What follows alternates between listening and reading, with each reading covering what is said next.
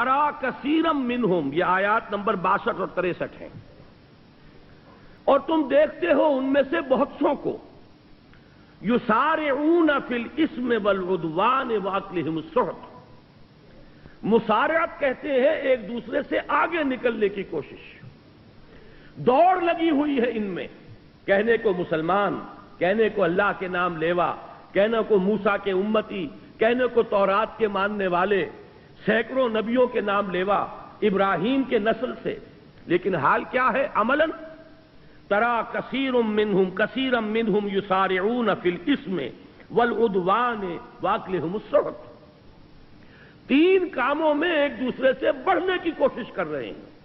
وہ کیا ہے؟ اسم، گناہ کا کام، حق تلفی کا کام، لوگوں کے حقوق ضبط کرنے اور سلب کرنے کا کام، والعدوان اور زیادتی اور ظلم، تعدی، واکلہم السحت اور حرام خوری کے اندر سود خوری ہو رہی ہے، حرام خوری ہو رہی ہے، جوا ہو رہا ہے۔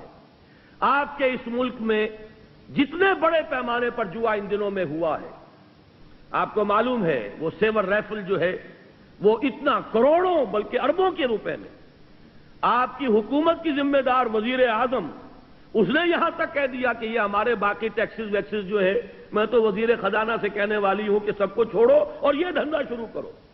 اس میں جو رقم آتی ہے وہ تو کسی اور کام میں ہم نے دیکھی نہیں۔ یہ کون سے لوگ؟ وہی مسلمان، وہی محمد کے نام لیوا، وہی وہ ان انعامات کی امید میں جوا کھیلنے والے، وہی لاکھوں لوگوں نے اگر حصہ لیا ہے تو یہ کوئی آسمان سے اترنے والی کوئی دوسری مخلوق نہیں تھی، یہ کوئی ہندو نہیں آ گئے تھے، یہودی نہیں آ گئے تھے، یہی امت محمد صلی اللہ علیہ وسلم۔ وہی بات فرمایا وَتَرَا كَثِيرًا مِّنْهُمْ، تم دیکھتے ہو ان میں سے بہت سو کو یسارعون فی الاسم والعدوان واکلہم السحت، کہ یہ ایک دوسرے سے آگے نکلنے کی کوشش کر رہے ہیں، گناہ میں، زیادتی میں، ظلم میں اور حرام خوری میں۔ لبئس ما کانوا یعملون، بہت برا عمل ہے جو وہ کر رہے ہیں۔ لولا ینہاہم الربانیون والاحبار عن قولہم الاسم واکلہم السحت، کیوں نہیں روکتے انہیں ان کے علماء اور ان کے صوفیاء؟ یہ نوٹ کیجئے، ربانیون اور احبار، احبار جمع حبر کی، حبر کہتے ہیں بہت بڑے عالم کو۔ آپ نے سنا ہوگا حضرت عبداللہ ابن عباس رضی اللہ تعالی عنہما کو کہا گیا حبر الامہ، امت کے بہت بڑے عالم۔ حبر کی جمع احبار، احبار کہتے ہیں بڑے عالم۔ لولا ینہاہم الاحبار والربانیون، ربانی کسے کہتے ہیں؟ اللہ والے، رب سے ربانی، اللہ والے۔ یہ فقراء، صوفیاء، صلحاء، یہ ظاہر بات ہے جیسے ہماری امت میں ہے، سابقہ امت میں بھی تھے، علماء بھی تھے، صوفیاء بھی تھے، درویش لوگ بھی ہوتے تھے، بڑے بڑے عالم اور فقیہ بھی ہوتے تھے۔ تو فرمایا ان کے کرنے کا کام تو یہ تھا، وہ کیا کام کر رہے ہیں؟ انہوں نے اپنے فرض منصبی کو ترک کر دیا ہے۔ وہ لوگوں کو روکتے نہیں، روکیں کیسے؟ حرام خوری سے روکیں گے، لوگ ان کی طرف رجوع نہیں کریں گے، دوسری کی طرف کر لیں گے۔ میں آپ کو واقعہ بتا رہا ہوں، یہ کوئی کہانی نہیں ہے۔ ایک صاحب تعین کے ساتھ انہوں نے مجھ سے کہا کہ میں اب آپ کے آئندہ آپ کے ہاں جمعہ میں نہیں آؤں گا۔ میں نے کہا کیوں؟ کہنے لگے آپ ہمیں ہر چند جمعوں کے بعد وہ حدیث سنا دیتے ہیں سود کے بارے میں، اور وہ حدیث ظاہر بات ہے سود کے بغیر تو کاروبار تو ہمارا چلتا نہیں، لیکن اب یہ حدیث صرف سننے کا مطلب کیا ہے؟ اس کا تو مطلب یہ ہے کہ ہم لوگ وہ کام کر رہے ہیں جو محمد الرسول اللہ نے فرمایا کہ جو ماں کے ساتھ بدکاری ہے اس سے بھی 1000 گنا زیادہ کام۔ آپ وہ حدیثیں سناتے رہتے، میں آپ کے یہاں نہیں آؤں گا۔ میں نے کہا ٹھیک ہے، میرا کام تو سنانا ہے، پہنچانا ہے، سمجھانا ہے، سننا چاہو سنو، اللہ تعالیٰ شاید آج نہیں کل توفیق عطا فرما دے، لیکن یہ کہ نہیں سننا چاہتے تو میں زبردستی تو نہیں کر سکتا۔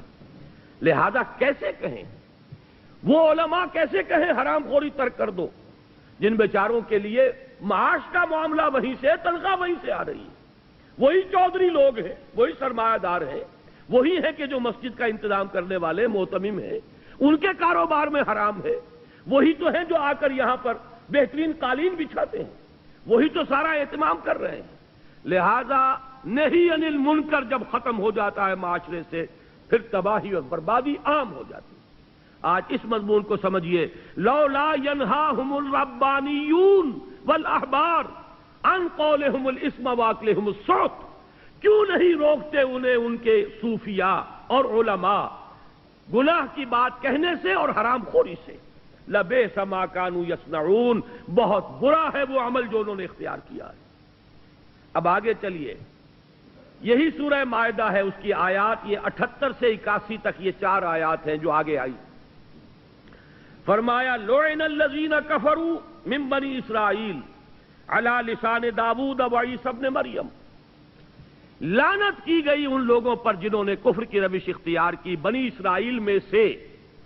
بنی اسرائیل میں تھے، امتی تھے موسیٰ کے، لیکن یہ ہے کہ روش ان کی معصیت کی ہے، گناہ کی ہے، حرام خوری کی ہے، جھوٹ بولنے کی ہے، لہذا ان کو کہا جا رہا ہے لعن الذین کفروا من بنی اسرائیل علی لسان داؤد و عیسی ابن مریم، ان پر اللہ نے لعنت فرمائی حضرت داؤد کی زبان سے اور حضرت عیسیٰ ابن مریم کی زبان سے علیہ الصلوۃ والسلام۔ حضرت داؤد کی زبانی کیا لعنتیں ہوئی ہیں یہ تو آج ہمارے پاس موجود نہیں ہے۔ جو بھی زبور اس وقت ہے، سام جسے کہا جاتا ہے، وہ کتاب جو اولڈ ٹیسٹمنٹ کا حصہ ہے، اس میں ایسی باتیں موجود نہیں ہیں۔ معلوم ہوتا ہے یہودیوں نے وہ چیزیں کھرچ دی جو اللہ تعالیٰ نے ان پر تنقید کی باتیں حضرت داؤد علیہ السلام سے کہلوائی تھی، ان کو انہوں نے ختم کر دیا۔ لیکن اللہ کا بڑا شکر ہے اناجیل میں اب بھی موجود ہے۔ خاص طور پر حضرت مسیح علیہ السلام نے علماء یہود پر جو تنقیدیں کی ہیں، سانپ کے سپولیوں سے تعبیر کیا ہے، تم سانپ کے سپولیوں کے مانند ہو، تمہارا حال یہ ہے کہ تم نے اپنے اوپر تقویٰ کا لبادہ اوڑھا ہوا ہے، اندر سے تمہارا کردار انتہائی گھناؤنا ہے۔ بڑی پیاری بات کہی انہوں نے، تمہارا حال ان قبروں سے مشابہ ہے جو اوپر سے سفیدی کی گئی ہے، بڑی خوشنما نظر آ رہی ہیں، لیکن ان کے اندر گلی سڑی ہڈیوں کے سوا کچھ نہیں۔ یہ حضرت مسیح علیہ السلام کے الفاظ ہیں جو علماء یہود کو مخاطب کر کے کہے گئے۔ یہ بھی انہی کی بہترین ضرب المثل ہے جو آج ہمارے ہاں عام طور پر ادب میں استعمال ہوتی ہے کہ تم مچھر چھانتے ہو اور سموچے اونٹ نکل جاتے ہو۔ چھوٹی چھوٹی باتوں پر جھگڑے ہو رہے ہیں، لیکن بڑے بڑے گناہ جو ہے وہ ان کی طرف توجہ ہی نہیں۔ سود خوری پر کوئی نہیں روکے گا، لیکن رفع یدین پر، آمین بالجہر پر، تراویح کی تعداد پر بڑے بڑے پوسٹر بھی چھپیں گے اور بڑے چیلنج بھی ہوں گے اور مناظرے بھی ہوں گے اور لمبی چوڑی بحثیں بھی ہوں گی، پوری کانفرنسیں ہوں گی، حالانکہ ان کی کیا اہمیت ہے دین کے اندر؟ سود ہے، سٹا ہے، جوا ہے، ہو رہا ہے، کسی کو کچھ کہنے کی توفیق نہیں۔ یہ ہے اصل میں وہ بات جو فرمایا لعن الذین کفروا من بنی اسرائیل علی لسان داؤد و عیسی ابن مریم ذلک بما عصوا وکانوا یعتدون۔ یہ اس لیے ہوا، یہ لعنت ان پر اس لیے کی گئی کہ انہوں نے نافرمانی کی روش اختیار کی اور حدود الہی سے تجاوز کی روش اختیار کی۔ اب اگلا لفظ آیا ہے اصل میں جس کے لیے یہ میں بیان کر رہا ہوں، کانوا لا یتناہون عن منکر فعلوہ۔ ان کا اصل جرم یہ تھا، ایک دوسرے کو شدت کے ساتھ منع نہیں کرتے تھے برائیوں پر۔ نوٹ کیجئے، تناہی باب تفاعل ہے، باب تفاعل ہی سے لفظ تواسی ہے، وتواصوا بالحق وتواصوا بالصبر۔ باب تفاعل کا خاصہ ہے کسی شے میں شدت، تاکید، مبالغہ اور آپس میں کوئی کام کرنا۔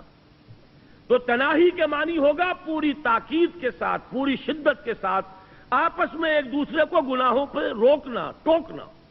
کانوا لا یتناہون عن منکر فعلوہ، وہ آپس میں ایک دوسرے کو روکتے نہیں تھے منکر سے جو وہ کرتے تھے۔ لبئس ما کانوا یفعلون، یہ جو بات ہے اس کے لیے ایک حدیث میں آپ کو ابھی سناؤں گا، اس کو نوٹ کر لیجئے کہ ان کا اصل جرم، دیکھیے قرآن مجید جب یہ کہہ رہا ہے ان پر لعنت کی گئی، تو ظاہر بات ہے چارج شیٹ بھی تو ہونا چاہیے، کس بات پر لعنت کی گئی، کیا برائی تھی؟ تو جس جرم پر یہ لعنت کی گئی ہے وہ کیا ہے؟ کانوا لا یتناہون عن منکر فعلوہ، وہ روکتے نہیں تھے ایک دوسرے کو پوری تاکید کے ساتھ ان منکرات سے کہ جو آپس میں کر رہے تھے۔ لبئس ما کانوا یفعلون، اور تم دیکھتے ہو بہت ہی برا ہے وہ عمل جو وہ کر رہے ہیں۔ میں چاہتا ہوں کہ اس پر ذرا ورق الٹ لیجئے، اب یہ حدیث سن لیجئے تاکہ قرآن مجید کی تفسیر حدیث رسول کی روشنی میں سامنے آ جائے۔ یہاں ایک طرف صفحہ 2 پر یہ پوری حدیث کا متن ہے، عکس ہے ریاض الصالحین سے، یہ ابو داؤد اور ترمذی کی روایت ہے۔ عن ابن مسعود رضی اللہ تعالی عنہ، صفحہ 3 پر اس کا ترجمہ بھی موجود ہے، جا کر آپ اس کو پھر بھی پڑھ سکیں گے۔ اس وقت میرے ساتھ اس کا ترجمہ جو ہے متن کے ساتھ پڑھ لیجئے۔ عن ابن مسعود رضی اللہ عنہ، حضرت عبداللہ ابن مسعود سے روایت ہے، قال رسول اللہ صلی اللہ علیہ وسلم، کہ حضور صلی اللہ علیہ وسلم نے فرمایا، ان اول ما دخل النقص علی بنی اسرائیل، بنی اسرائیل میں سب سے پہلے جو نقص پیدا ہوا وہ یہ تھا۔ دیکھیے بڑی سے بڑی برائی جو ہے شروع میں کہاں سے اس کا آغاز ہوتا ہے۔ بڑے بڑے بند جب ٹوٹتے ہیں تو شروع میں چھوٹا سا سوراخ ہوتا ہے۔ آپ کو معلوم ہے کہ بڑی بڑی نہروں جو ہے ان کے اندر جب وہ کٹ واقع ہوتا ہے تو بسا اوقات صرف کسی چوہے کے بل کے ذریعے سے پانی جو ہے آتا ہے اور پھر وہ شگاف پڑ جاتا ہے۔ وہ چوہے کا بل کون سا ہے کہ جو قوموں کو برباد کرتا ہے؟ ان اول ما دخل النقص علی بنی اسرائیل، بنی اسرائیل میں جو نقص پیدا ہوا سب سے پہلے وہ یہ تھا، انہ کان الرجل یلقى الرجل، کہ ان میں سے ایک شخص دوسرے شخص سے ملاقات کرتا تھا، فیقول، اور یہ کہتا تھا، یا ھذا، اے فلاں، اتق اللہ، اللہ کا تقوی اختیار کر، وَدَعْ مَا تَصْنَعُ، اور جو تم کر رہے ہو اس کو چھوڑ دو، فَإِنَّهُ لَا يَحِلُّ لَكَ، اس لیے کہ یہ تمہارے لیے جائز نہیں ہے، حلال نہیں ہے۔ یہ سیور ریفل میں نہ لگو، یہ سودی کاروبار میں نہ لگو، یہ کام نہ کرو، یہ جو بے پردگی اختیار کی ہے اس کو چھوڑ دو، یہ چیزیں جائز نہیں ہیں، حلال نہیں ہیں۔ یہاں تک تو بات صحیح ہے کہ ایک برائی کے اوپر اس نے روکا ٹوکا، اس کے لیے جو نہی عن المنکر ہے فریضہ اس کا سر انجام دیا۔ لیکن اب آگے پڑھیے، ثم یلقاہ من الغد، پھر اس کی ملاقات اسی شخص سے دوبارہ ہوتی تھی دوسرے دن، وہو علی حالہ، اور وہ شخص جو تھا جو حرام خوری میں مبتلا تھا وہ اپنے اسی سابق حال پر ابھی قائم ہے، اس نے توبہ نہیں کی، اس نے رجوع نہیں کیا، اس نے اس منکر کو ترک نہیں کیا، اس نے حرام خوری جو ہے وہ نہیں چھوڑی۔ فلا یمنعہ ذلک ان یکون اکیلہ وشریبہ وقعیدہ، لیکن اس کے باوجود وہ شخص، وہ ناصح، وہ بدی سے روکنے والا، اس کے ساتھ بیٹھ کر کھاتا بھی تھا، پیتا بھی تھا، اس کا ہم نشین بنتا تھا، مصاحبت کرتا تھا، خوش گپیاں کرتا تھا، مقاطعہ نہیں کرتا تھا، بائیک آؤٹ نہیں کرتا تھا۔